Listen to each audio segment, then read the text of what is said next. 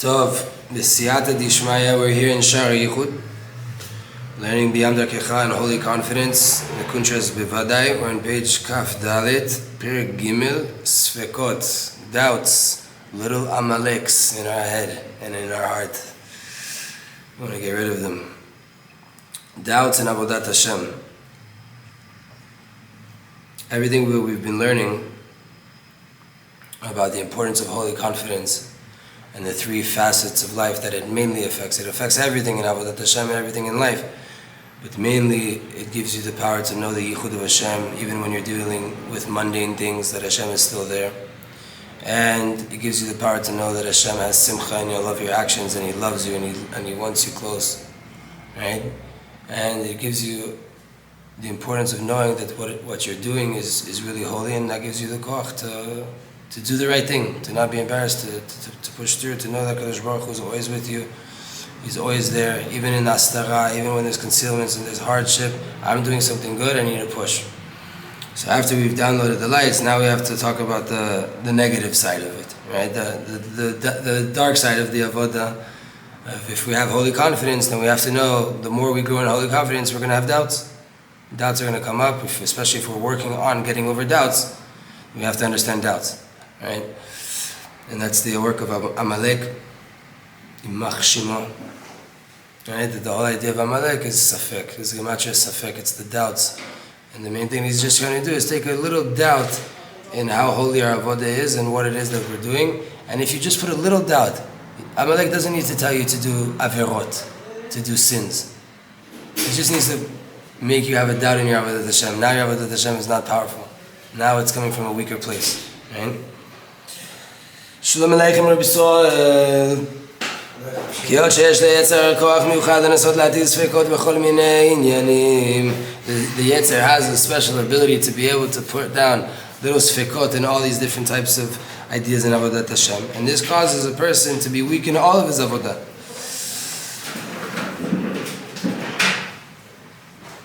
We want to go with Bivadai. But in the end, there's all these confusions, there's doubts, there's questions, there's things that are not clear to me. B'ezrat Hashem, we're going to talk about that right now, to understand the fundamental ideas with a true heart, so that we can see the truth and see the light in any given moment. What's the klal, what's the general rule? The Yetzer, he's bad, he's coming to, not at his core, but he's coming to what he represents in our life, his test and its negativity. And any time that the Yetzer brings doubts and confusion into our brain, it's always going to be bad and it's always going to affect us. His name is the Yetzer Hara for a reason. It is a negative, evil inclination. It's not good. Whatever doubts he's bringing into your head and whatever confusion that's coming from the Yetzer Hara, and you know it's coming from the Yetzer Hara, it's bad and it's damaging. That's a cloud that we have to know. It's going to bring a person to depression, to laziness, to make him lose all of his passion, right? And the vitality the person needs to get through life. That's the shorosh. You have to know it. This force exists, right? Sent from Hashem, everything, very nice. But when he shows up, know that it's not your best friend. It's not your little buddy there, right? It helps you grow. Helps you grow, very nice, very nice. It helps you grow by knowing that I don't want nothing to do with you. And when you show up, that's a sign that I should be growing. To run away from you, to get over you, to overcome you. But not that we need to be hanging out. We're not friends. You're bad at your core, and when you come around, it's a sign that I need to be doing something good. Right?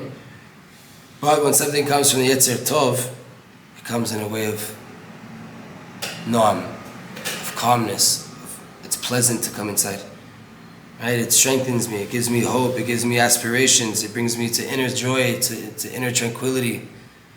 So Yetzer Hara, anything that's bringing, it's going to come with this negative feeling. It's going to come with damage. It's not going to feel right. And the Yetzer Tov, it's going to feel pleasant. It's going to sit in the heart. It's going to be okay. It's going to be nice. It's good. It feels good. So this is a very clear sign that we have to know. Just at the core, that the safek, the doubt, confuses me, makes me weak. That's a clear sign that it's not the will of Hashem. Then you can't listen to it. You're not allowed to give in to it. Right? Halacha is one thing, chumrot is another thing, right? Person take upon himself his chumrah. He doesn't know actual halacha, so he heard from his local Orthodox rabbi, you're not allowed to do that thing. Really, halacha says you're allowed to do that thing. It's just you shouldn't, or it's not the right way, or whatever it is, but it's not asur.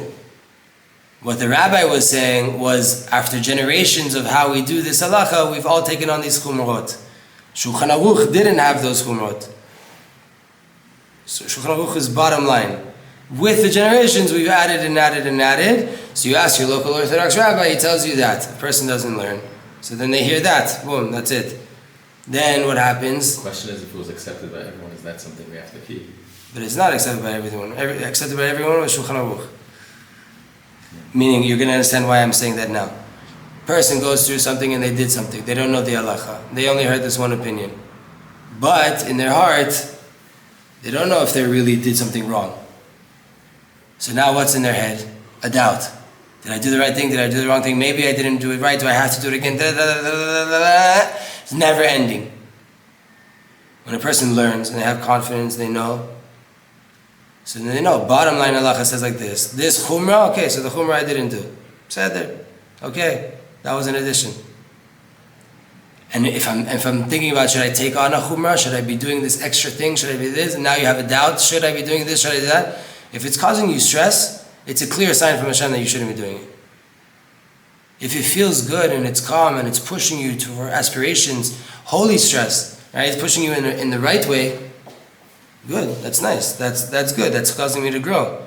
But if it's ever coming with damaging confusion and pain, Yetzirah, know that at its core it's bad, it's evil, I don't have to listen to it, it's not coming from Hashem. It's not coming from Hashem.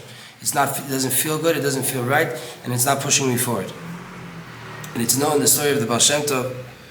The one time the Baal Shem Tov lit his pipe from a candle of chelev. Right? Chelev is not allowed to be used. What? What's chelev? Chelev is a part of the animal, the fat, a certain fat that we're not allowed to eat. Right? We're not allowed to eat it, you're not allowed to use it, you're not allowed to, it's mamash asur, you're not allowed to have it, right? And the Baal Shem Tov used it, a candle of chelev, so to say, benefited from this candle of chelev to light his pipe. And then he had a thought, maybe this is asur. I'm not allowed to eat it, but now I'm ingesting it, I used it koach, and maybe it's asur. And he fell down. The Baal Shem Tov had a hard time with this. He felt like he did it in Isur, that he was over on the Torah. He did a sin by using a chelev candle to light his pipe. Until Ad sheivin shezeh ma'aseh Satan la'achlisho. Until he understood that this is a test, this is an act of the Yetzirah to bring him down. These thoughts that he's having. B'vadai shezeh mutar bli nidnut. For sure it's permissible without any question. Therefore, to get that pain out, to get that feeling out, he jumped up and promised that from now on, he's only going to light his pipe with a chelev candle.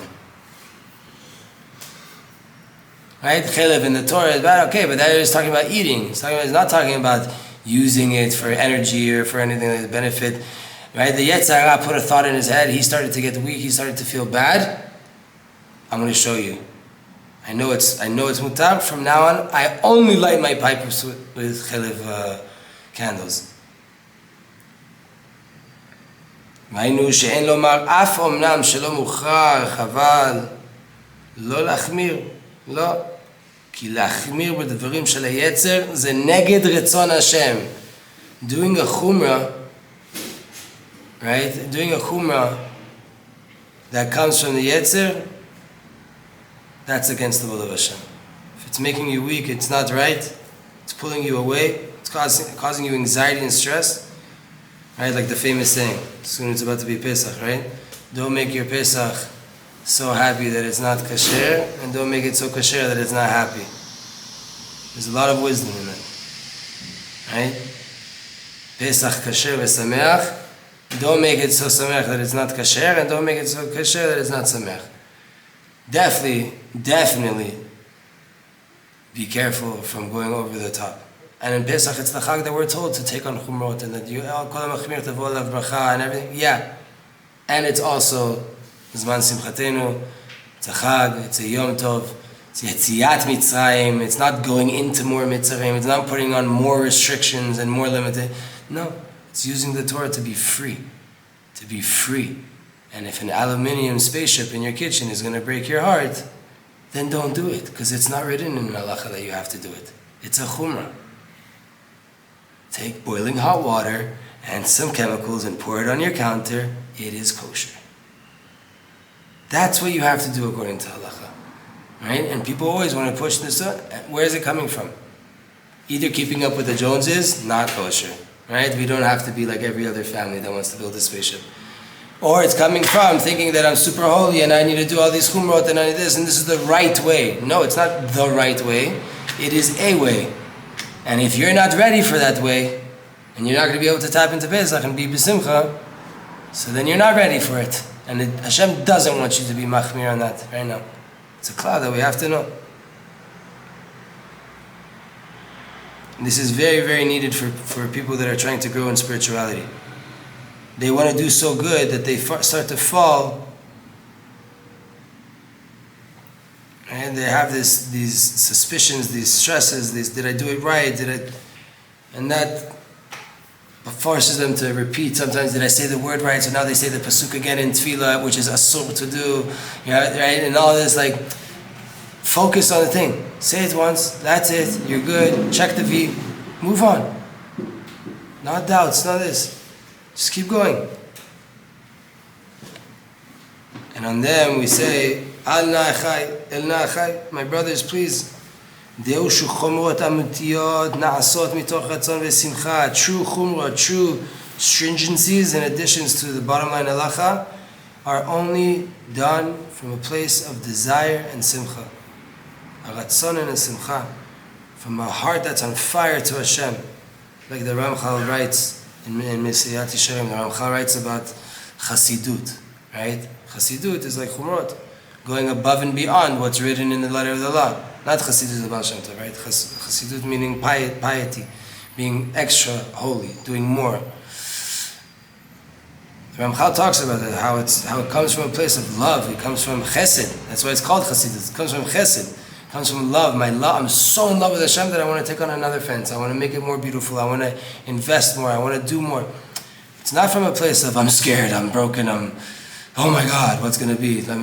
No, that's not the way. It's not the way.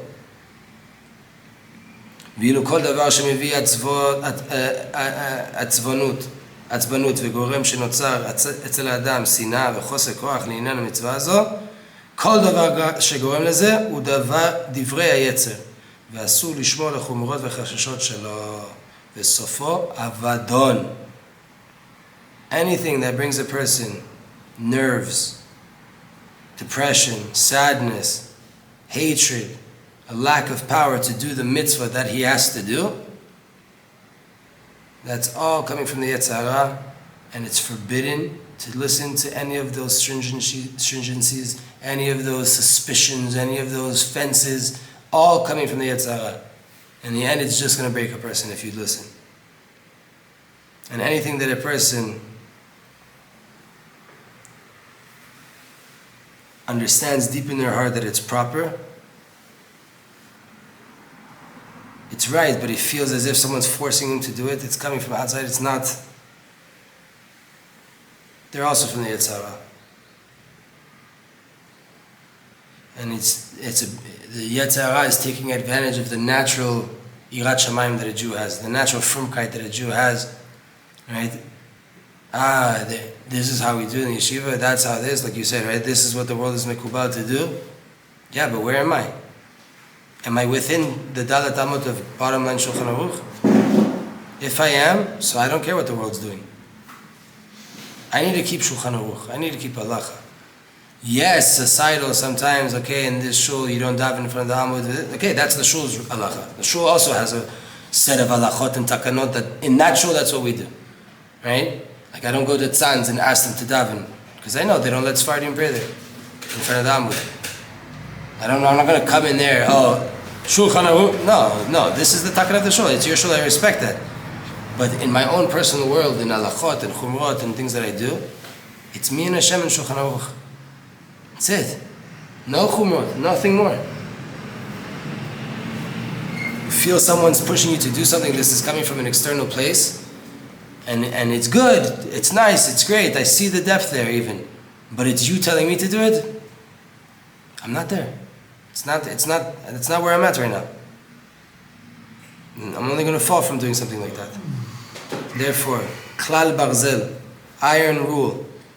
Anything that brings to depression is forbidden. Again, we're not talking about halacha here. And even there for the Balei Tshuva out there, the converts out there, you learn to halacha, you know you're not there yet, pray to Hashem, daven to Hashem, know that that is the truth, and you want to get there, right? But even if you learned the halacha and you know it's the truth, and you're still growing and you're not there yet, do not try to keep it in a way that's going to break you. If you learned it and it sits in the heart and you know you can put that extra effort to keep it the right way, mabruk, do it, good, great, all is fine. You learned an halacha and you're like, whoa, I'm not there, right? Can you do something to get a little bit closer? For example, smoking on Shabbat. People are smoking on Shabbat. You're not allowed to smoke on Shabbat. You know you're not going to be able to quit now. But you learned the halacha, I'm not allowed to smoke on Shabbat. Next Shabbat comes up, what do? You need to smoke. You usually would smoke on that Shabbat a ton of cigarettes. What are you going to do now? Buy nicotine pouches. Buy nicotine pouches. You could say that, all right, let's say no. Let's say the person's going to smoke, right? And they learned the halacha, you're not allowed to smoke on Shabbat. Can we do one less cigarette? Can we have a candle so that you're not lighting a lighter every time you need it? Anything to come closer to that halacha. But if you don't smoke cigarettes on that Shabbat, it could be that you have a miracle and you get through it and it helps you grow. But most likely, most of us, if we're really coming from that place where we're smoking on Shabbat, most likely we'll end up hating the Shabbat and loving the cigarettes if we do that. Everything has to be slow, everything has to be with proper health, with balance, with authenticity. Where am I? Yes, the Torah is the truth and I have to, and I'm going to pay for everything I'm doing, and I'm going to get rewarded for everything I'm doing. And I want to grow and I have aspirations, but slowly. Slowly and healthily. Right? And if you know yourself that you have the power to throw the cigarettes out, or if you don't have cigarettes in your house, you're not going to smoke, so then you have an obligation to take the cigarettes out your house. Right? And we're not only talking about cigarettes here, this goes for any example, and not only Shabbat. Anything in the Torah that a person is trying to grow in, if there's a way that you can not fall into that thing, then you have an obligation to try to put up the fence. But if you know that it's not going to work, you're not there, you have an obligation to pray to Hashem to open your heart to get there. But if you push and you try to take on things that you're not there yet, you're going to fall. You're going to fall. It's not going to work out. It's not going to go well. And again, just to clarify, I'm not saying anybody has any permission to go against the Torah, to go against the teachings of the Chachamim, but the essential, most important teaching of the Torah is to be a human being while keeping the Torah. It's to be alive, to have a smile on your face, to do it from a place of simcha, from a place of content, not from a place of lachatz and stress. That's going to break you. Holy stress and things that build you, that's good. Things that are breaking you, not the point.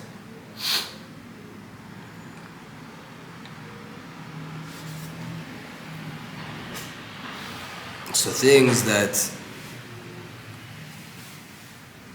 we push again, it's going to make us feel good. We feel satiated, we feel calm after it, we feel like, that was a nice workout, right? I put in the effort, that was a little bit hard, I'm taking on this new Kabbalah, I'm taking on this new Chumrah, but that took a little bit from me, but it feels good. That was great.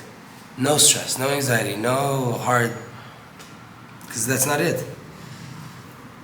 Muvan me'elav she'en hakavana b'dvarim sheburim le'isur. We're not talking about things that are forbidden for sure. We're talking about chumrot and sfekot, right?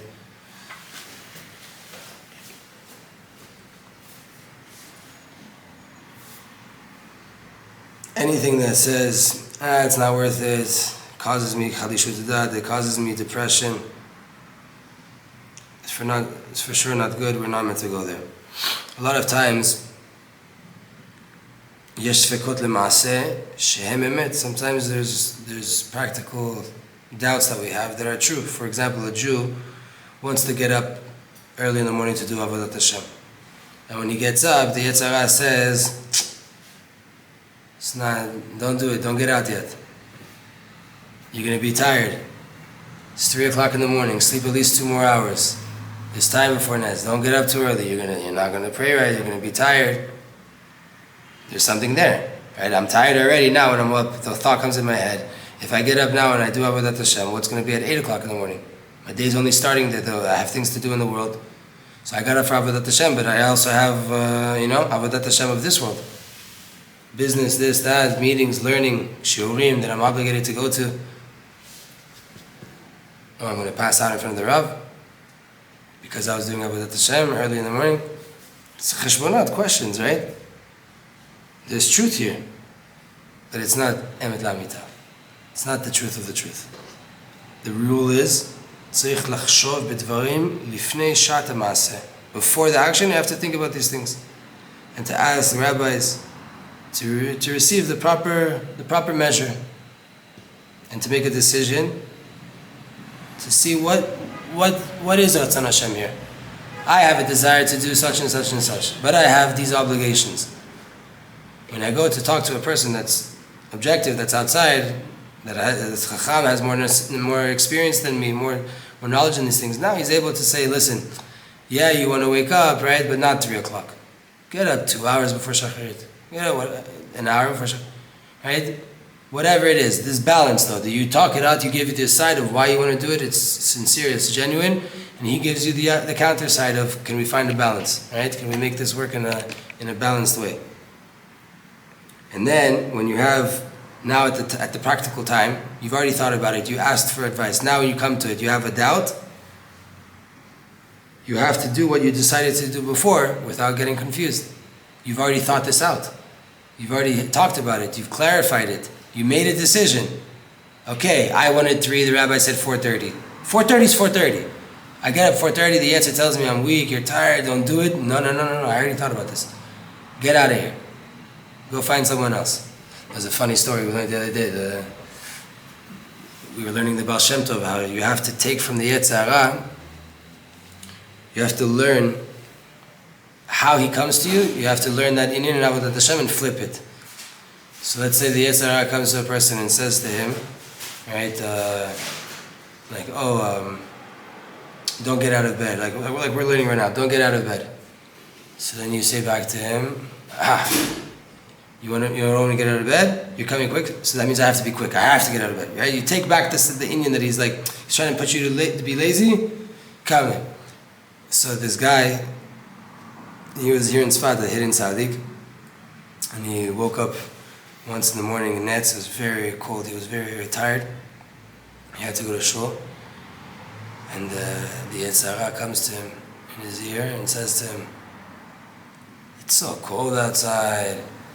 It's freezing. It's so early. Sleep a little bit. There's more minyanim. And he turns to me and says, "You're awake already?" I'm like, "You're already up? You're already up?" And he got up. He got quickly out of bed, right? And ran to the shul.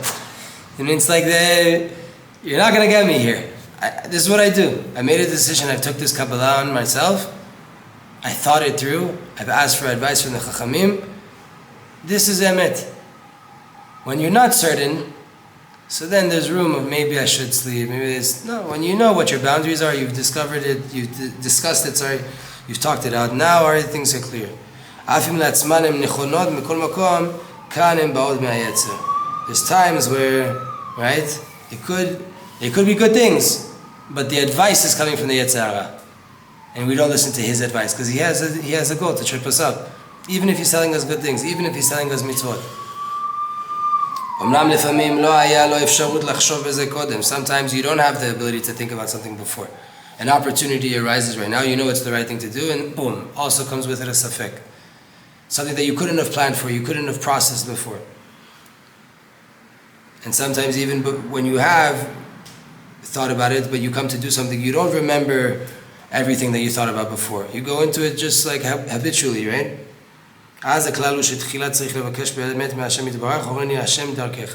Before you go into anything, you ask from Hashem, small 3 words, Horeni Hashem Darkecha.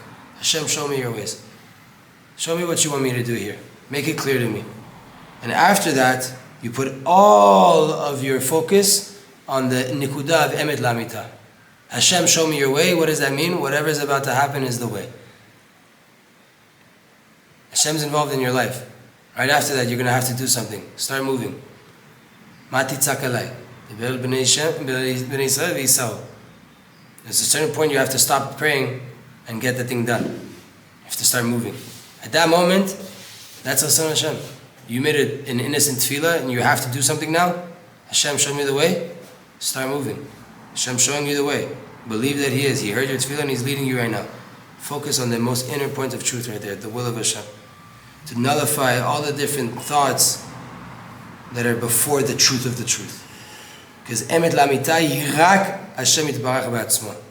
Truth of the truth is only Hashem. Reb Natan, impressive, says a very interesting thing. Reb Natan Impressive says that there's things in the Torah that are emet, right? For example, it's written in the Torah 12 times. If a person breaks Shabbat, mot yumat. They'll die in this world, they'll die in the world to come. Outcome of breaking Shabbat. A Jew who breaks Shabbat is deserving of death in this world and the world to come. Written in the Torah. Emet, emet. Can't say it's not the truth. It's written there. Hashem's Torah is emet. To tell that to a Jew though that doesn't keep Shabbat, that might not be emet la'amito. Emet la'amito is only something that brings a person closer to Hashem. Emet has the ability to not bring a person closer to Hashem. It's the emet, but it's always not the right situation to give over the letter of the law and what's written there. Not that you're meant to twist it, not that you're meant to cover it up, just there's a time where we'll get there. And for now, maybe I'll talk to you about the light of Shabbat. Not that you're going to die if you don't keep it. No, I'll talk to you about how amazing you're going to live if you do keep it. You're doing the exact same thing. You're bringing them, but it's emet lamito. It's the truth of the truth that brings a person closer to HaKadosh Baruch Hu. To go inside thoughts about Hashem, the creator of the world, that He does everything, everything's in His hands, and He sent me right now to do this mission.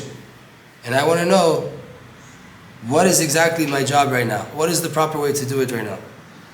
Any other thoughts, even if they're proper, even if they're right, it's the way that Hashem usually does things. Or a lot of the times this is how He does want it. Right now I have to push them away.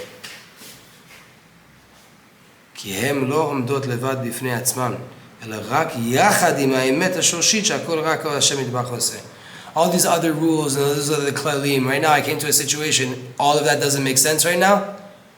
I have to connect. Hashem, show me your path. Show me the way. And now I have to move. And I have to focus all of my might on just the truth. And move forward. Any other thing, usually it's like this. Usually leave that out. You're seeing that right now, it's not a usual situation.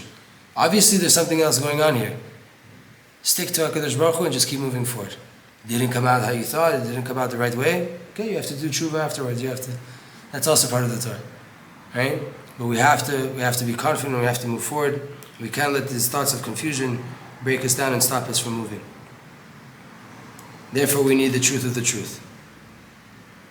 To know that there's no nature at all. Right? Hashem's behind everything. ולא צריך ולא מוכרח להיות משהו כלל, וגם אני לא מוכרח להיות ולעשות כך וכך. Nothing has to be, nothing's a given. I don't have to exist. I don't have to do this and that. Only one thing has to be Hashem. Hashem is true. It's the only thing that's 100% the case. Hashem is true. Everything else is a question. Everything's a question.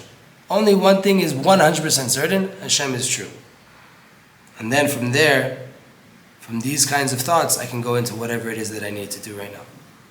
And that will nullify all the thoughts, all the doubts that I have. And even more so, when this thing starts to gain light inside of you, for example, you get up in the middle of the sleep, right? and you wake up in the middle of the night, you want to serve Hashem. You have light. Don't let anything stop you from that. I'm tired, No, Hashem's showing me right now. There's a reason that I woke up like this. There's a reason I woke up in the middle of the night. It's a funny story. During the war, I was raising money for Shabbat, for soldiers here in Tzfat and everything. Families here in Tzfat. Still doing that, by the way, if someone wants to donate. Right? But, and I had a lung infection. So I was coughing a lot. And I woke up in the middle of the night, like choking, like hardcore, like asthma attack pretty much in the middle of the night, and coughing. I'm saying like, Hashem, okay, it's like 2:30 to 3 in the morning, like what do you want? There's something going on here, like what? So I started to send messages to raise money. That's what's needed right now. All of a sudden, some woman found the message that I was sending around, messaged me, I just got a crazy raise. I don't know what to do with the money. I heard you're raising money for soldiers and for families in Tzfat. I want to send you the money. If I would have just woken up, coughed, and gone back to sleep, I'm tired, I'm this, so then I wouldn't have had that conversation with her, and that large amount of money that helped make that Shabbat for like hundreds of soldiers wouldn't have come in. No, I'm not just choking here. Hashem took me out of sleep. There's an avodah here. There's something going on. What's going on? And I was tired. You seek out the opportunities. You seek out ways to connect to Hashem. Hashem's talking to me now. And you don't let the doubts come in, the thoughts come in. Even if there's truth there, that I will be tired, right now Hashem woke me up. I have a desire to learn Torah, to connect to Him, to read Tehillim, to open my heart. I'm tired. But He also woke me up, and I have the feelings. They're both true.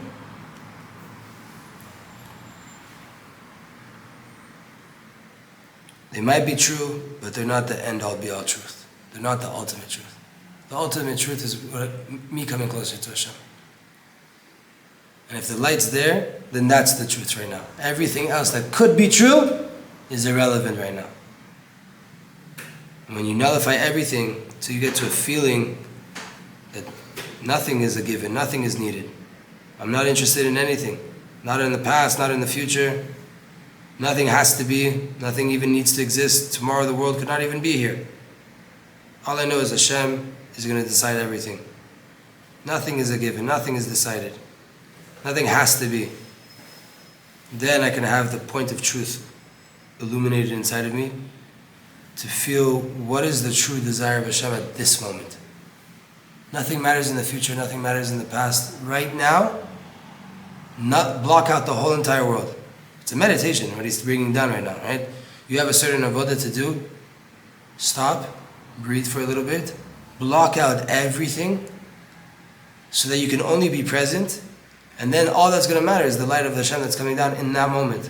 And then you'll have clarity in what to do in life, right? So this is a big tool.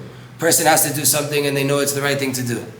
Right? They've reached to a point where I know this is the right thing to do, but they start to get all these thoughts and all this confusion and things coming down in their head. What do? Stop, a few deep breaths, and start to block out the past, start to block out the future, start to block out any of these other thoughts, even if they're true and even if they're proper thoughts and they're telling you right things. Right now at this moment, they're not.